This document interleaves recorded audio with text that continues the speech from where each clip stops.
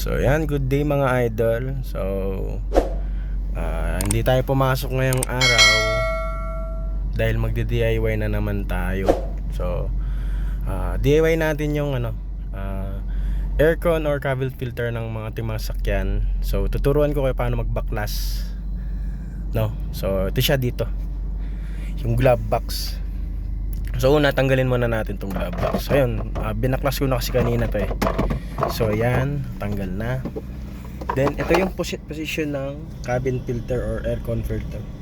So ito, gagawin natin, pipindutin lang natin tong off. So yan, pagkapindot natin, ayun, diba?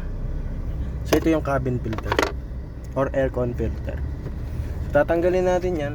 Nasa sa inyo naman guys kung gusto nyo palitan or linisan na lang. So yun, medyo madumi na, maitim na. So yun, pwede pa naman remedyoin yan. So pwede natin siyang palitan. Magkano lang naman to guys eh?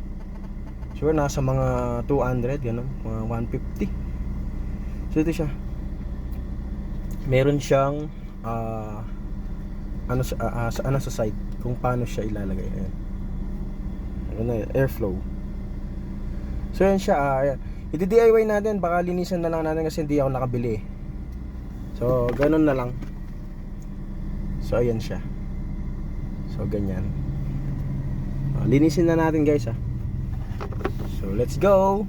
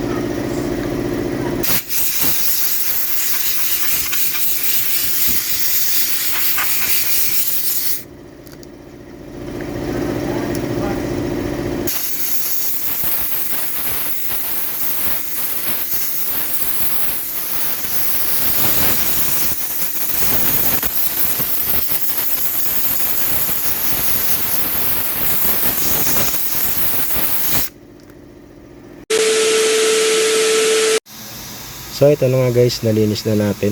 So babalik na natin siya sa dati niyang pesto. So ito guys, ganito lang. Kung paano niyo siya tinanggal, ganoon din yung pagkakabalik. So ito, ayan, yan siya.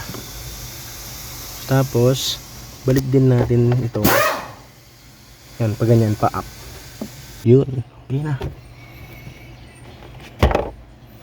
Tapos lagay lang natin to.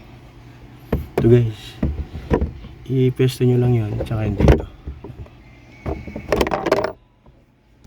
So yan, nakabit na siya guys. Okay na guys, diba? Ganun lang po kadali. Sa mga subscribers po natin dyan na hindi pa nakasubscribe, please subscribe Kapampangan Autoworks. Pakiclick na din po yung bell button para updated po kayo sa mga videos na i-upload ko. Maraming salamat po.